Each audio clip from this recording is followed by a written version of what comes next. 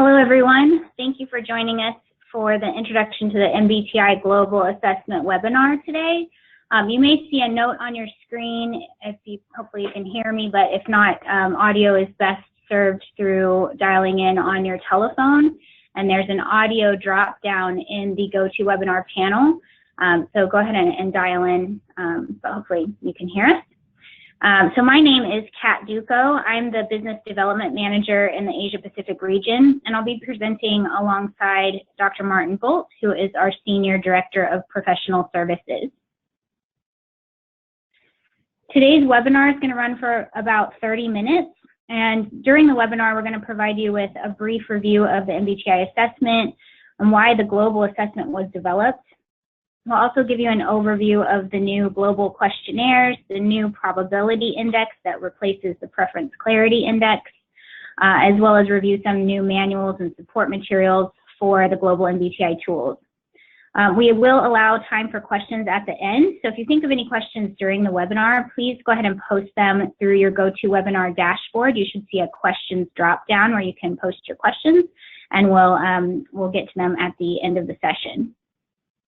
Our objective for the webinar today is to provide you with the information that you need to feel confident in using the new global MBTI instruments. So I do want to mention that we will be recording the webinar, and following the session, we'll be sending out an email with links to the slides, the recording, and we can also provide any feedback on questions that we don't get to today. So to start, we'll just review some of the new materials that are available for the Global MBTI Step 1 and Step 2. There are several reporting options available focusing on our core reports. There are 7 available at this time: the Personal Impact Report, the Step 1 Interpretive Report for Organizations, Step 1 Interpretive Report, Step 2 Interpretive Report, Step 1 Profile Report, Step 2 Profile Report, and we recently just made available the MBTI Complete as well. There's also a new manual for the global MBTI instruments. It covers both the Step 1 and the Step 2 instruments, whereas before there were 2 separate manuals. Also on our website, if you click on the Research tab, you're going to find a lot of technical briefs, 23 to be exact, for 23 countries that are available for complimentary download. And again, that's on our website under the Research tab.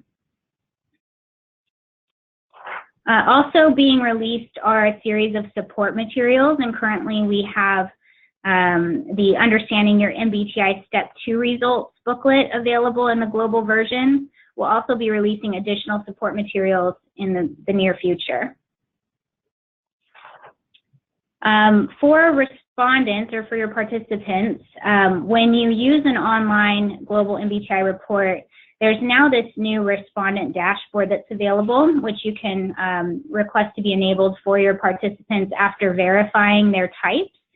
The content includes a record of their type, so in the example on the screen you'll see ISTJ as reference, so whatever their verified type is, they'll see their type there in the diamond. They will also see some tools to help the learning stick for the MBTI, and also see a list of their strengths. I do want to note that we're going through a process of rolling out the global version, so there's going to be more to come, and there's also no immediate plans to retire the previous version, so they're all still available. So I'm going to turn it over to Dr. Martin Bolt to take it from here and share more about the revisions to the assessments. Thanks, Kat, and welcome everyone to this webinar. Before we look at the latest version, the global version of the MBTI, I thought it might help if we do a very quick history lesson, MBTI history lesson, just to really put a bit more context around where the MBTI has evolved to today. So as I'm sure many of you would be aware, from its initial development, Catherine and Isabel worked on the MBTI, and the release of the first copyrighted version of the MBTI was actually Form A. And this version of the assessment continued to be internally scrutinized and tested before it was made public, so that question items and samples could be developed before it was published. The next phase of the MBTI was after a series of further revisions by Isabel. In 1962, Form F was published, which actually became the first publicly available version of the MBTI, and along with it, the first edition of the MBTI manual was released. In 1978, CPP, the then publisher of the Myers-Briggs Type Indicator, released the first commercial version of the MBTI, which was then known as Form G.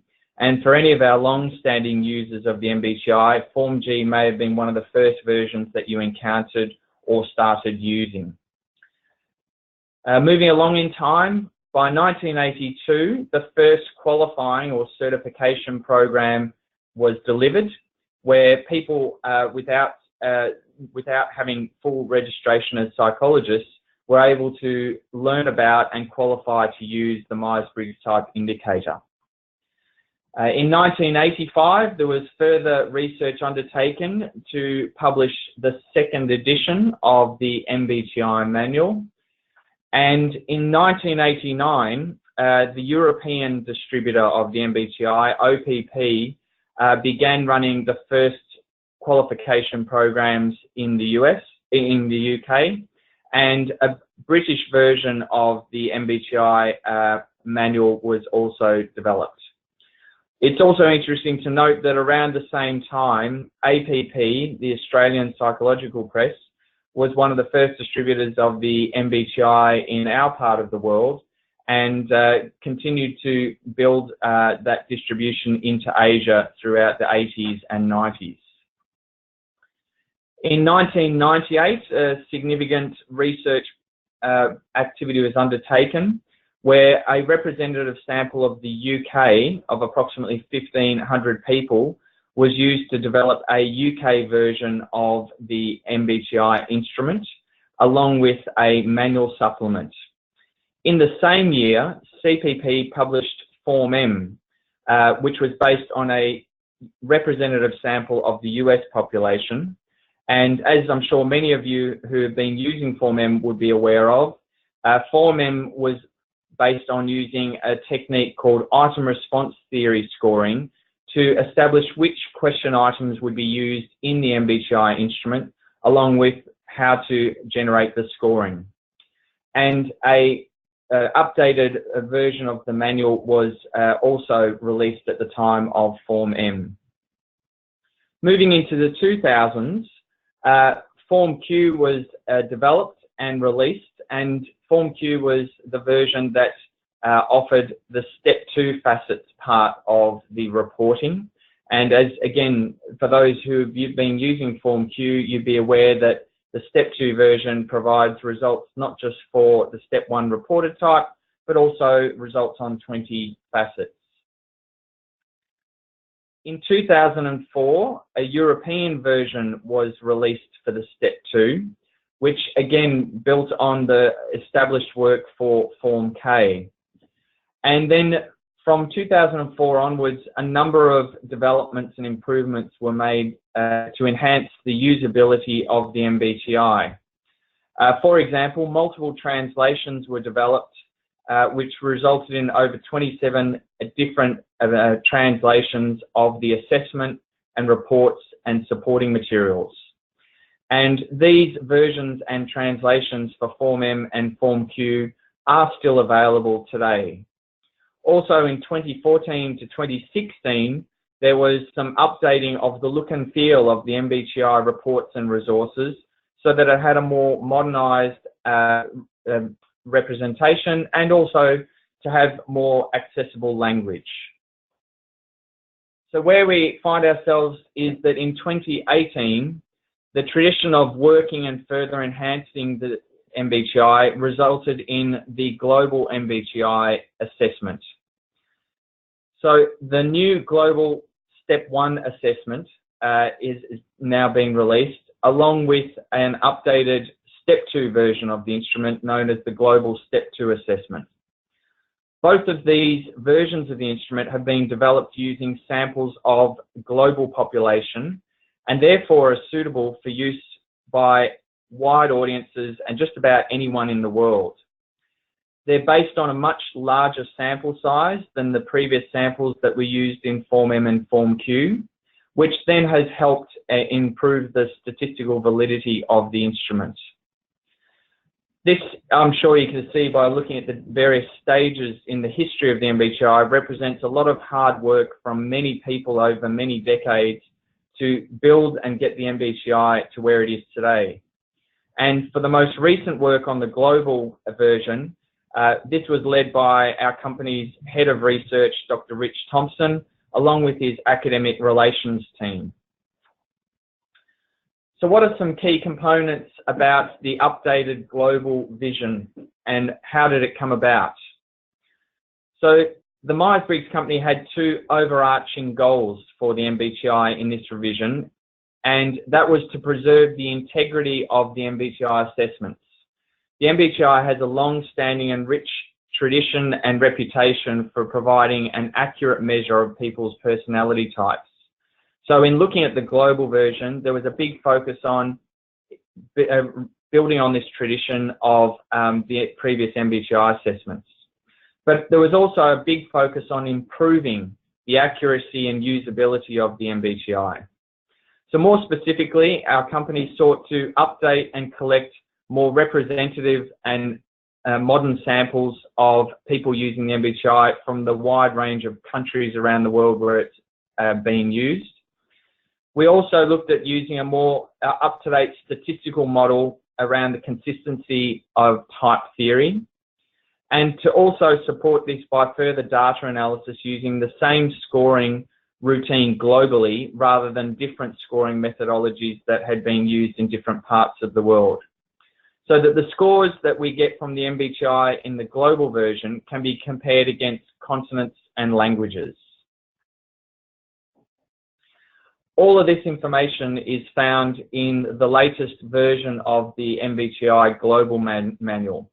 So if you have more questions about the research and development put into the global version, it's worth accessing the Global Manual.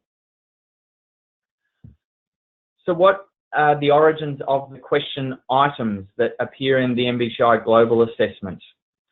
So the first step was to develop a research form of the MBTI, which comprised 230 question items. Those question items were derived from questions in Form M, Form Q, the European Step 1 version, and the European Step 2 version, along with some research items that had been developed from prior forms. This 230 question version of the MBTI was used to collect data and samples from a global sample using the MBTI complete methodology. And we were fortunate enough to have 27 translations of the MBTI questions, and here they are represented on the screen, which has enabled a wide and diverse global sample of people to participate in the research version of the global MBTI. So what does the global MBTI assessment look like in terms of who and how it's based on and where it's being tested? And again, this is the sort of insights that we're quite proud of and excited to share, because the global MBTI reflects the global nature of the samples used in its development. For the first time in the history of the MBTI, there is now a single uniform set of questions that have been found to work successfully across 20 different countries. So whether you take the assessment in English, Brazilian, or Chinese, or one of the other translated versions, the sample of question items that are being used across all those countries is the same. So we can be reassured that this provides a valid basis for comparing people's type results across different countries. We also have a much more representative sample derived from these 20 countries, and also the sample size sitting behind the global MBTI is 3 times the size of previous versions of the MBTI. So what are some of the newest aspects of the global MBTI assessment? So in developing it, a new statistical method was used, and that is called latent class analysis, and this was primarily used to generate the item, the scoring for step 1. This method of scoring has been used because it allows for accurate reporting with group data into categories. And as we're all aware, the MBTI is asking people to sort themselves into type categories. We now have a new graphical presentation of the step 1 results, which will replace the preference clarity index from the Form M and Form Q versions with what will be called a probability index. The probability index literally gives us the likelihood of a person getting the same result on the MBTI if they were retested. So using the probability instead of clarity may help reduce the possible confusions that some participants have when they assume their clarity results suggest they have a lot or a little of a preference.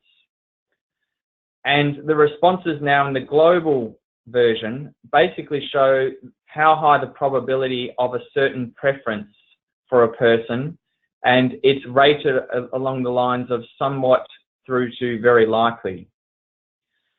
When we look at the global version and the step 2 facets, the researchers found that item response theory scoring, which was the original methodology in the Form Q assessment, is still found to be the best technique for scoring the global step 2 facets.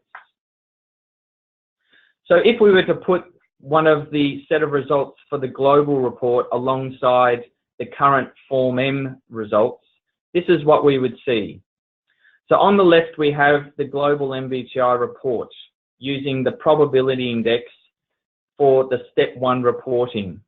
On the right-hand side, you probably can see what many of us are familiar with, which is the preference clarity index that is used in Form M.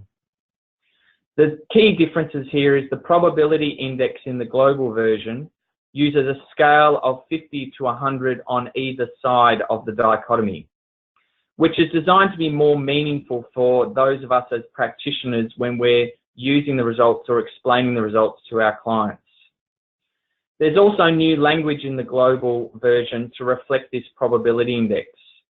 So people will now see in the reports, instead of being reported as very clear, moderate or slight, the global version uses the language of very likely, likely and somewhat likely. Although these changes might seem fairly small to most of us, you can imagine they appear quite a lot of times throughout the MBTI reports and the supporting resources. So there's been a lot of work to update all the elements that connect to the global MBTI assessment so that there's consistency in how both the practitioners and the participants undertaking the MBTI experience the results. So the 2 versions of the global instrument allow for step 1 and step 2 reporting. The step 1 reporting on the global instrument comprises 92 question items. What is of note and quite interesting from the research is those 92 questions were found to be based on 73 of the original Form M question items, which really goes to highlighting the reliability in Form M as it's been in place for the previous years. Step 2 draws on 143 questions, again, some of them comprising the original Form M and Form Q questions. So there's a saying that it takes a village to raise a child, and I guess if we reflect on what has helped develop the MBTI to its point, it really has been a team effort by a number of people in our organisation. So as the MBTI has continued to evolve and grow throughout time, it's really a testament to the wide range of people from our research to product development and all the other contributors who've helped develop the MBTI to where it is today and resulting in the new global version of the instrument. So I'll hand back to Kat so she can share with you some other updates relating to the global version. Thank you so much, Martin. And we will get into questions momentarily. So again, if you have any questions formulating, please go ahead and go to your GoToWebinar dashboard and click on the questions tab and just insert it there. We'll get to it in just a moment. So just wanted to share what to expect next, what's coming up in 2020. So as I mentioned earlier, we do have support materials for the global MBTI instruments. The next one slated to be released will be the MBTI Step 2 User's Guide for the global MBTI. We're expecting that to be in the first couple months of 2020. We'll also, early in 2020, start incorporating the MBTI global assessments into the certification program for English language only certification. So that should start rolling out pretty soon as well. Ultimately, there will be translations available for the assessment, but we don't have a timeline for that yet. Okay, so we'll just move to Q&A, and a couple questions have come through. First one is, what is the MBTI Complete? Is it the global Step 1 and Step 2 together? Yes, a good question. So the questions that comprise the MBTI Complete for the global version are based on the 143 items that were used, as I mentioned earlier, in the development of the global instrument. And the MBTI Complete, however, will result in giving the participant their own verified type based on the Step 1 reporting. So MBTI Complete doesn't actually go on to generate Step 2 results, but that can be arranged if a client through a practitioner is seeking to get Step 2 reporting, which of course would involve the practitioner to give a debrief around the Step 2 part. Great. Another question, as practitioners, do we need to update our certification in any way to use the global MBTI? Yes, also a good question, because I'm sure many of us are familiar with what we learnt in our own certification programs. Because the theory underlying the MBTI hasn't changed, we're not expecting anyone to undertake any extra certification or recertification. When it comes to looking at how the instrument works, one of the best ways to get an update would be to access and purchase the new global MBTI manual, which is available online, and that will provide an update around how the global version works, particularly in terms of its reliability and validity. But what we're also hoping is through participating or viewing this webinar that you have the sort of information that will help you move and transition to the global version without needing to go and do extra work on it. But I'm sure, Kat, as you're aware, there's a whole team here ready to help people if they do have questions about the global version. Absolutely. Yes, and kind of piggybacking that question was, is there going to be a refresher available for those who are already certified, but focuses on the global resources? That's a great idea, in fact, and probably not one that we've actually formulated, but that is something that when we put the updated version of the refresher, MBTI refresher for practitioners, it will be focusing on the global version. So that's probably the best time to join that if you're looking for experience with the global version. And I'm sure our team will be sharing with everyone when that global refresher is available. Mm-hmm. Great. Another question is, when are sample reports going to be available to view? And they actually are available now on our website. There's a resources tab on the Myers-Briggs.com, and you'll see a link for sample reports there. All the global MBTI reports are available for download, so you can see what the content looks like. And I think we've got time for one final question here. How much does the global manual differ from the older manuals, the M and Q manuals? Sure. So as probably everyone's aware, the manuals previously were produced separately for Form M and Form Q. That is, there was a Step 1 manual and a separate Step 2 manual. For the global version, the Step 1 and Step 2 research has been combined into the one manual, and it provides an updated set of terminology for the preferences and the facets, and also some updated thinking on type and type research in general. So there's been obviously subsequent research with the MBTI since the last manual. So the main differences, though, if you compare the previous manuals to the global manual, is will be found in the chapters on construction, reliability, and validity. So yes, feel free to contact us if you're interested in sourcing one of the global manuals. Okay, thank you. Great, so thank you everybody for your time today. We'll wrap it up here, and we will be following up with the slides from the webinar as well as a recording if you wanted to catch up on any of the bits in here. And if any questions did go unanswered, and we got a few more that came through, so if your question did not get answered, we will answer it directly as well. But of course, if there's any others that formulate as you reflect upon this information, please just reach out to us, and we're happy to address them as you think of them. Thank you again. Thank you, Martin, for sharing all the research updates. Thanks, Kat, and hopefully that's been of help to everyone who's joined today. Thank you all. Have a good day.